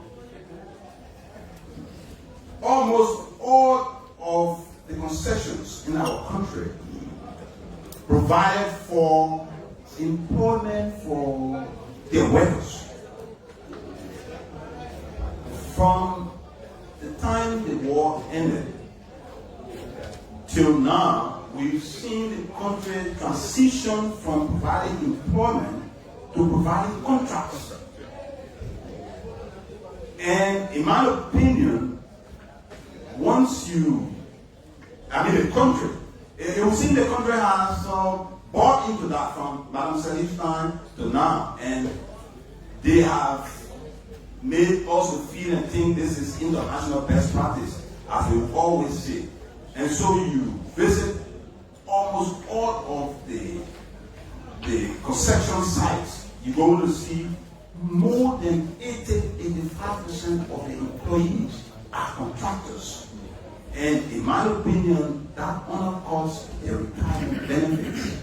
And so if you have the knowledge and you have the expertise, or maybe the chairman can provide some information, how do you advise the country deals with this? Because I would think that is one of the cardinal issues that people at the work site are faced with. If you have a contract, almost all of you have a contract that is renewable every 1 year, that you commit to, it restricts your ability to ask for even your benefits. Besides the pension benefits, conditions at the work site will not be as conducive, because if you raise issue, the next time they're not going to renew your contract. And so it restricts or restrains workers. So that's one major issue, in my opinion, that this country, our country, has to be able to deal with in an expeditious way. On the issue of the issue raised by Senator DeLong the last time as to the category of workers, you do not need to be a rocket scientist to know that it is not only at the concession areas that we are having these problems. Right around, I normally go to a place on Brandon Street, and I see a lot of Liberians work there. Every time they were approaching me and say, well, you people are the policymakers, you people are the lawmakers, how much are you advocating for us? You were only concerned about the big companies. But even right here in Monrovia, we too are experiencing the same problems. And so, as we look at the bigger institutions or entities that are providing jobs, I would think there are simple issues that we can take care of, and so that we are seen conforming, with the laws that we pass. If you can speak to that, I would appreciate it. Thank you, Madam President. Honorable Senator, thank you so much for those insightful comments. I do agree with you and share many of the concerns raised. And I would just like to address the part regarding employment SOPs, standard operating procedures, because there have to be employment systems to be able to ensure efficiency and effectiveness in the employment process, be it in the public sector or in the private sector.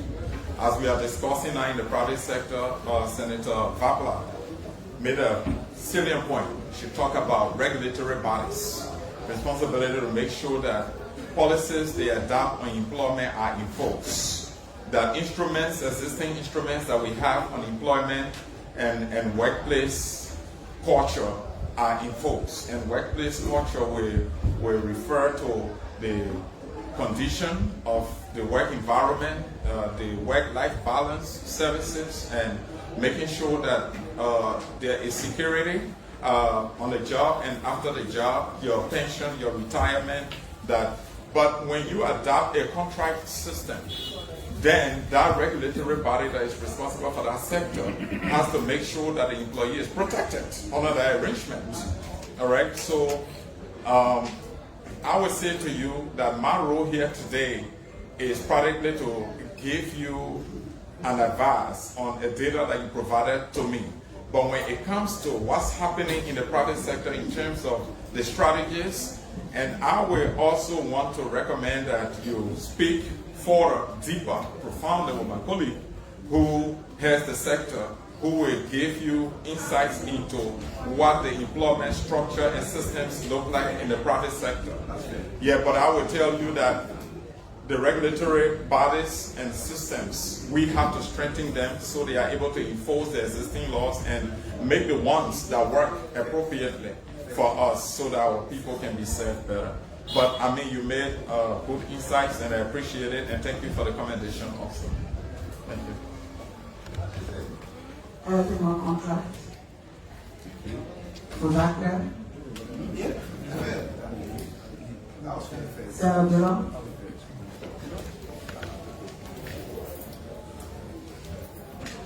Thank you, Madam President.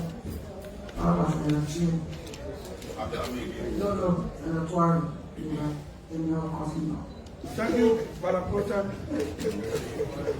Mr. DG. Sir. Thank you for this analysis report, which I believe will inform the Senate on the decision and the way forward. I just wanted to make something clear. The Minister of Labor, no matter who the Minister of Labor is, the Minister of Labor has got no discretion of his or her own to decide work permit. That information must not get to the public in any form like that. The Minister of Labor is acting under mandate of the law. And the law was passed by the legislature, approved by the executive. In the Decent Work Act, Section 45.1c, the ministry shall not issue a permit to work in Liberia unless it is satisfied that there is no suitably qualified Liberian available to carry out the work required by the employer shall not may not. This is amended. It's a discretion.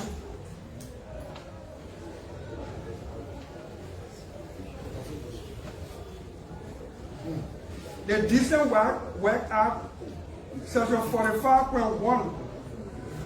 An employer shall not employ a foreign worker, unless they possess a current work permit issued by the ministry. In order to be issued a work permit, the minister, according to this law, must demonstrate that every due diligence was made and no qualified, suitable Liberian was found before he issued a work permit. And this discussion or debate, sorry, yeah, please.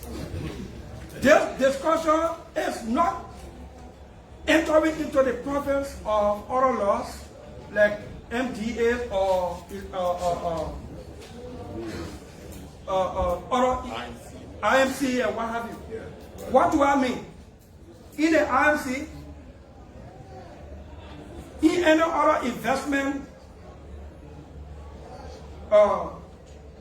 contract or concession, it is clearly stated therein that the management, at the management level, the investor, the concessionaire that coming with a concession, will have certain levels at them because they can protect their investment. But after certain years, they should start to transfer knowledge. So that after 7 years, most times it's 5 years or beyond. Then after 5 years, that work permit ceases to be renewed. We cannot argue here that there are some companies, some concessions that have had work permit in top managerial position for more than 8 years in violation of those very concession agreement. And for others, even argue that oh, it's a violation. No, it's not. Go to APN terminal. Go to some of the concession places. They have not transitioned in keeping with the concession. And the only way they will transition unless we step our feet there in keeping with our oversight responsibility. And that's what we're doing. It is not a personal attack. It is not a personal vendetta. My role, our role here is to seek employment for our people. And if we provide an avenue by law for our people to get work, and the executive through the labor ministry is giving the work out, it's an issue. And if we can't do anything about it, our oversight becomes ineffective. The only thing that gets out of it is the beautiful speeches we make it.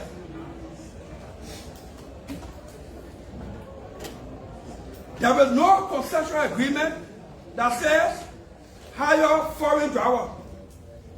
The concession agreement that protected by law, also of the Decent Work Act, it says top managerial positions. Yeah, yes. Go to some most of the concession areas. Plumbers, carpenters, store boys, drivers, they haven't work permit. For a body heavy sake, a work permit getting on $10 million in the budget. If we take 6,000 on that job and give it to Liberian, taxes return from Liberians being employed, we will generate more than $50 million for taxes. One Liberian who is making $2,000 as a result of us putting him or her to work can also open another business and employ another Liberian.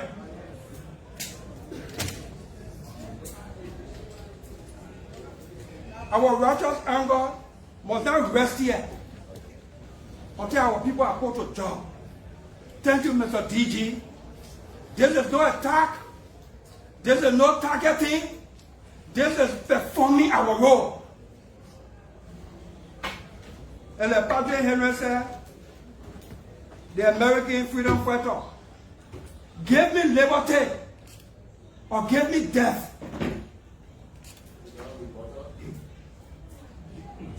Give me liberty or give me death. We are here for nothing if we cannot give our people economic freedom out there. We have provided the avenue by law for our people to get jobs. We, by our oversight, insistence, must ensure that our people get a job. And so, Bonnie, I appreciate what you just said.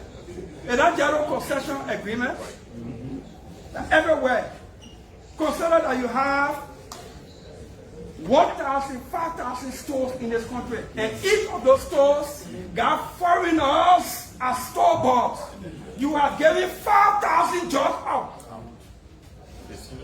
And you report. That's our fight. That's our concern. You can bring a minister of labor who is a bastard-speaking man, and he continue the renewal of work permit. I will name him the same way. Because it's not about tribe, it's not about county. It's about why we are here and how our being here can impact in a positive way our people out there. So I will continue to appeal to this plenary. And thankfully, it has become a national concern for all senators. It has become a concern of the executive with the president issuing cabinet instruction. We must provide jobs for our people in the private sector.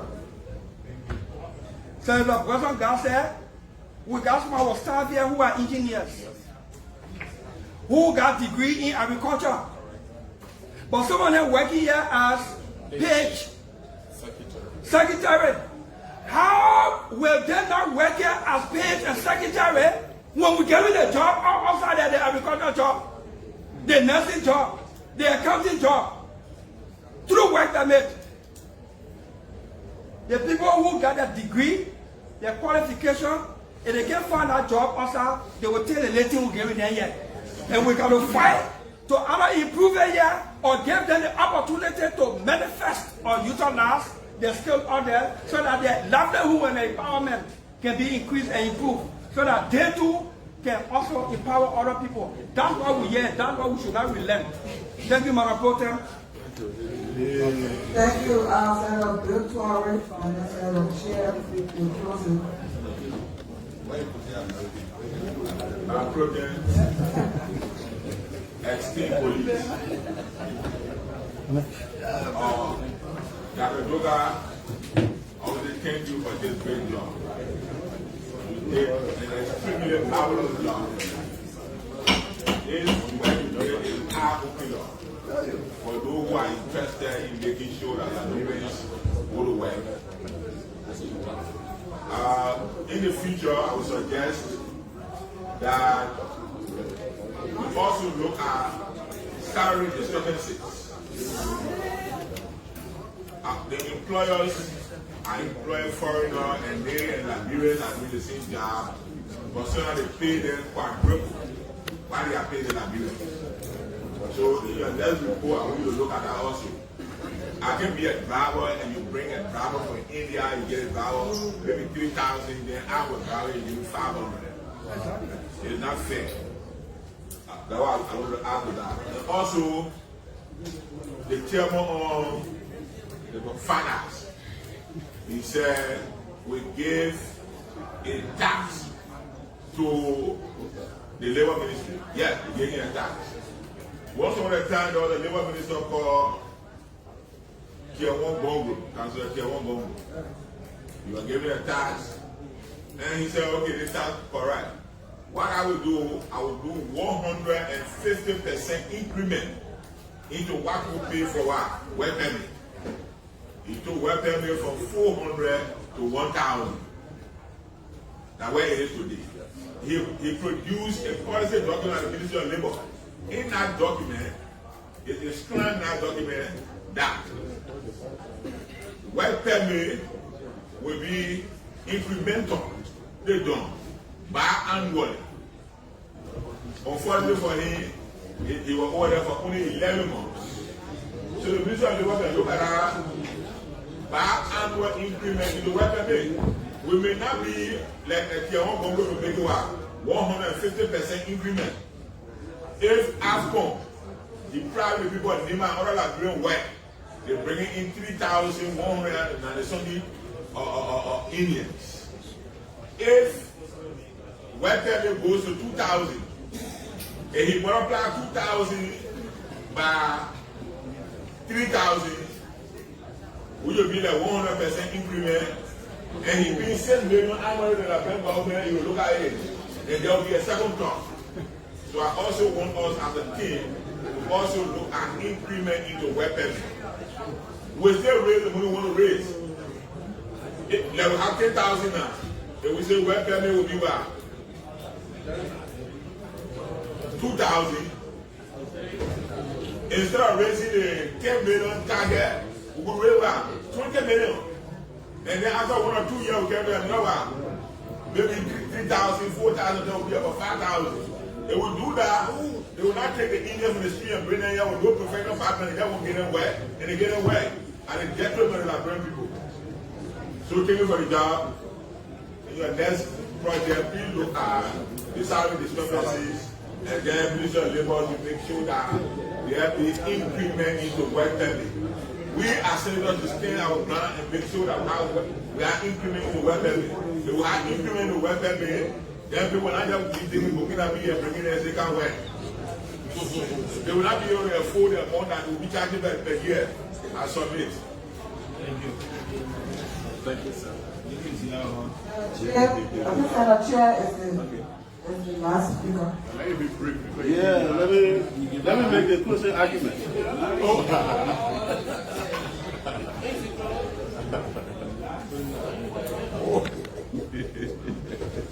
Well, thank you. Colleagues, mine would be a juxtaposition of the two arguments.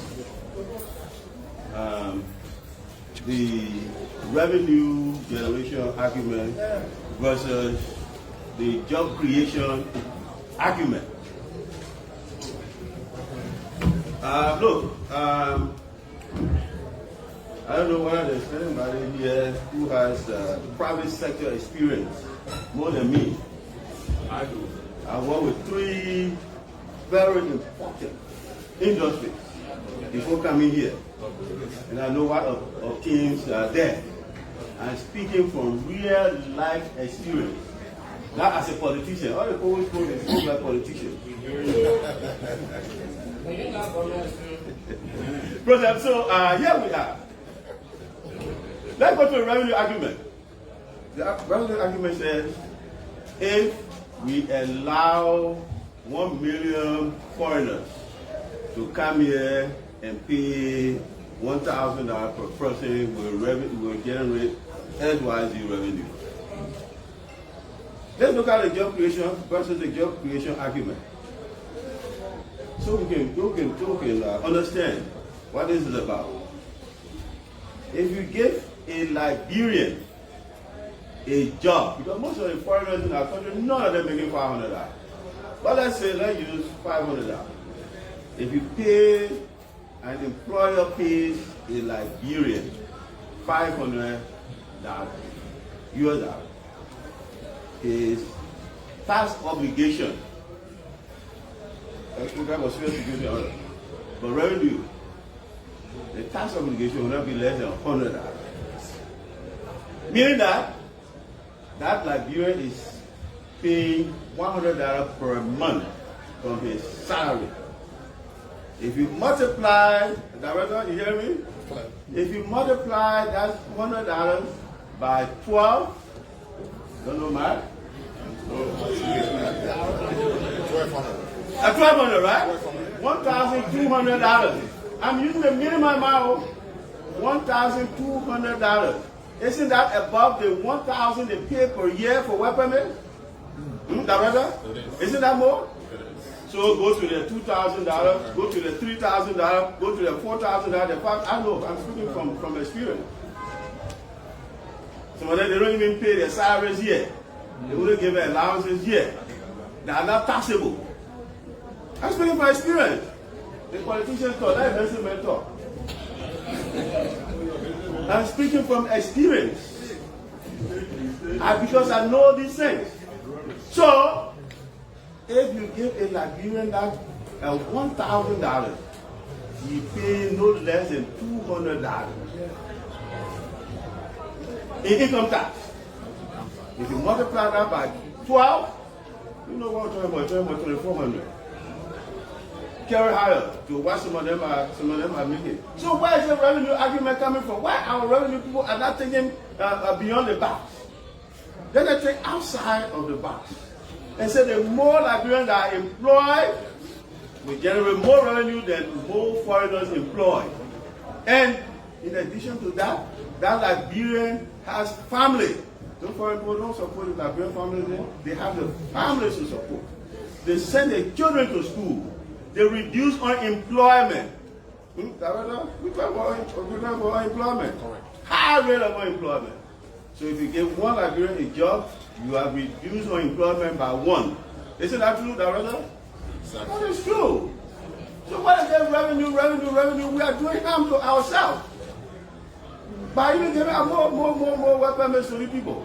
We should generate more money from Liberian being employed than to have the foreigner paying $1,000 fixed amount. It's fixed. It doesn't matter how much money they come to make. You pay $1,000, you work here for $5,000, $7,000, $10,000, and what have you. What does that do to revenue generation here? Minimum compared to a Liberian earning even just a $500. So look, that argument has no substance.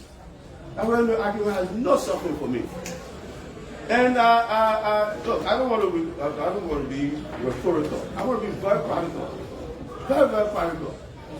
That's why I'm giving all of these examples. Let's understand it from this point of view. I mean, this is not Labor Ministry or CSA versus the Senate. We are talking about Liberians' interest, right? The interest of the Liberian people. I know you are also concerned about the interest of the Liberian people. Labor Ministry should be concerned about the interest of the Liberian people, about reducing unemployment in our country, about empowering Liberians. Nowhere in the world where foreigners are given jobs, preferences over citizens. There are countries around here in our sub-region where you don't even sell in the market. I know that. I'm speaking by experience. Not rhetoric. To even sell in the market, they don't allow that.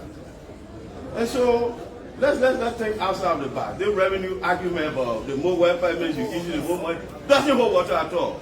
From the example I gave you, it doesn't hold water at all. Thank you. And let me close by demystifying the myth that Liberians have bad, poor work habits. I came from the private sector. Some of the most productive, most trustworthy, most disciplined people you can find in our workforce are Liberians. So I don't believe that. It's only in the public sector that you got this attitude, don't care attitude. Like a difficult attitude, because nobody cares. Government thinks it's for nothing, for nobody. So you go to work when you want to go to work. But that doesn't happen in the private sector, where I come from. People don't go to work. The private sector, where you go to work, when you get back, we're going to work 7 o'clock in the morning. 7 o'clock, ask somebody, 7 o'clock in the morning. Eh? We have more Liberian managers than foreigners. 7 o'clock in the morning. Other places I went 7:30 in the morning. We have discipline problem. So it's unfair to our labor force, to our people, to say Liberians are untrustworthy, Liberians don't have good work habits, and to use that as an excuse to deprive Liberians of what is justly theirs, or their right to employment. Right. So let's disabuse our minds of that. Liberians are the most trustworthy, most disciplined, most hardworking, productive members of our labor force. Thank you. So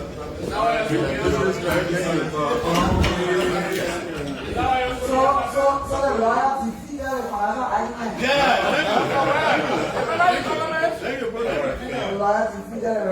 Can it also be 100?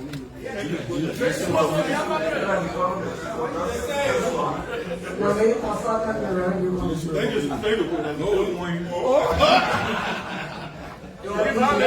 That may be special envoy. Thank you, President.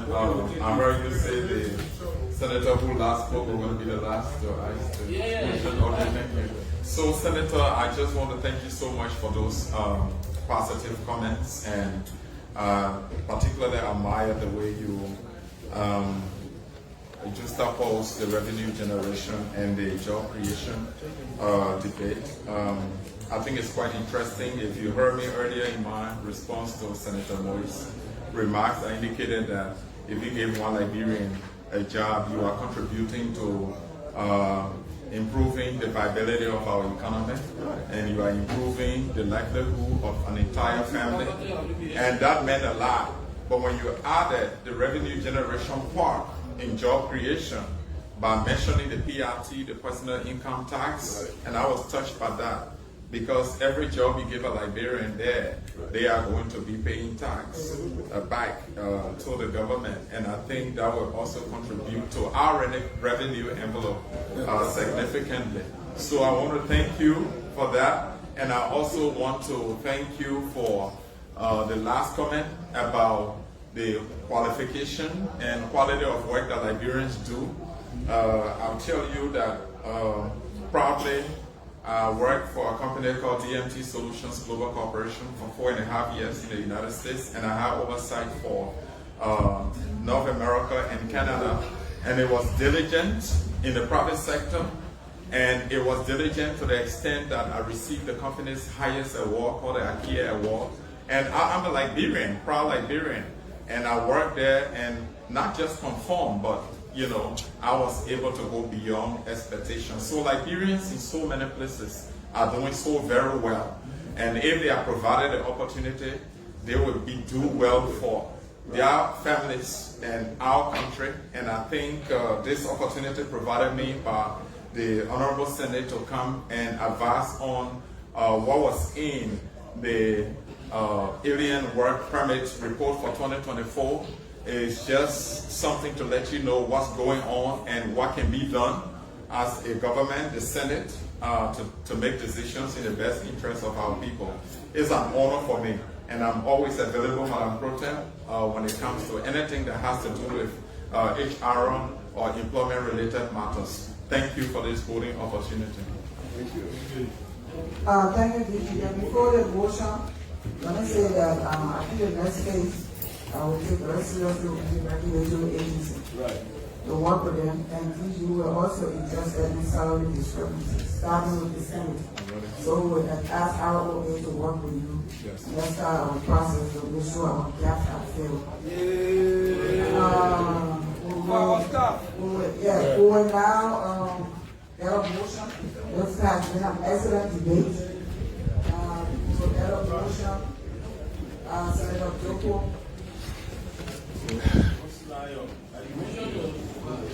And after the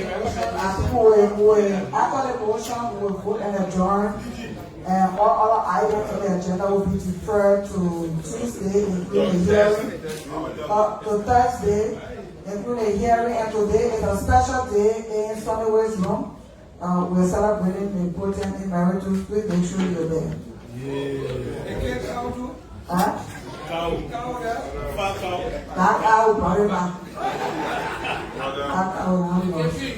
Motion. Madam Pro Tem, distinguished Senator, I've been listening to the presentation from the Director General of the Civil Service Agency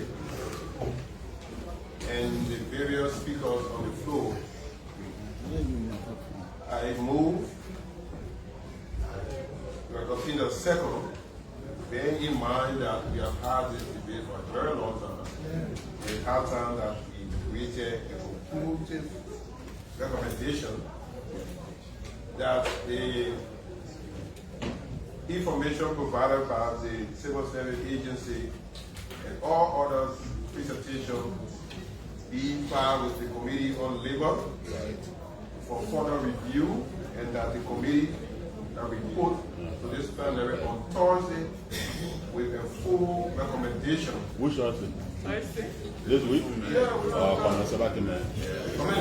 my motion, report to this on Thursday, and the recommended report to this plenary for discussion and final decision by this body. Well, in a second.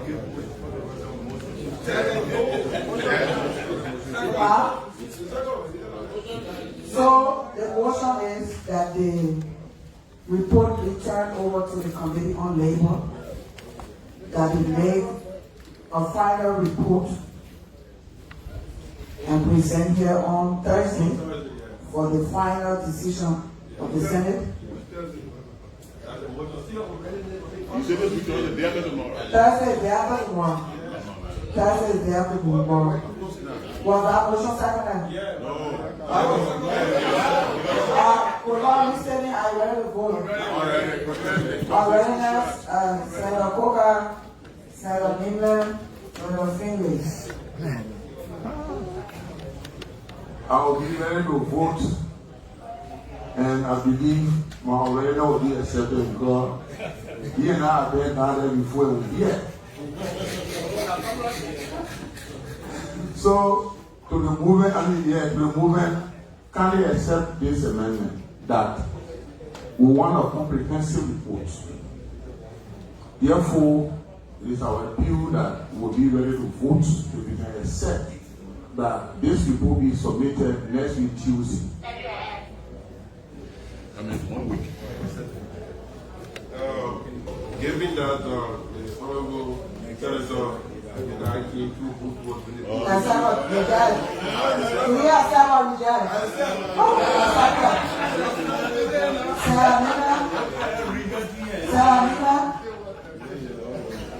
Thank you, President.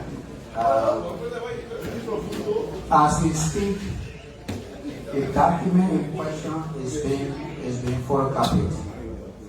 As the DG said, and as you all know, there are 10,113 pages that need to be reviewed beyond the recommendation that has been made today. So for now, the next week Tuesday will be too short. We want to give it 2 more weeks. 2 weeks. Where's your unreadiness? What? What? Reject? Yeah, so you want to watch it? I think it's a committee now. So I appeal to you guys. So I'm giving. It's a recommendation. Thank you, I'm not ready to vote because this matter is a very serious matter. There's no need to rush and say next week Tuesday and next week Wednesday.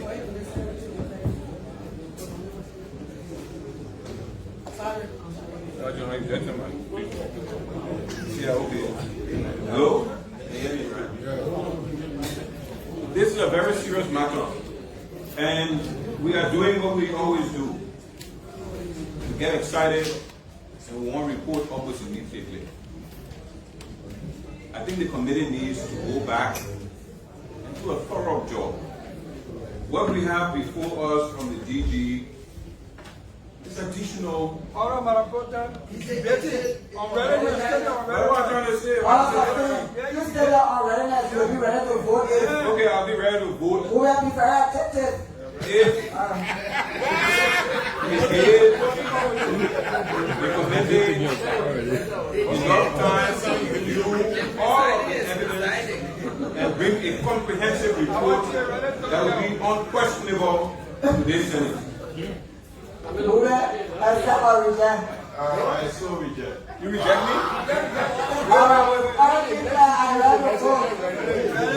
That the motion is that the committee will report on Tuesday. The committee got members, the committee chair. On a serious note, this is part of our reform hearing. And we want you to please make sure that you bring your committee together to report this in time or plenary notices of the matter. If you don't report on Tuesday, Then they will take 6 of them matter and decide. You have only Tuesday to report. But that say I ready to vote. All in favor say yea, against, motion to adjourn.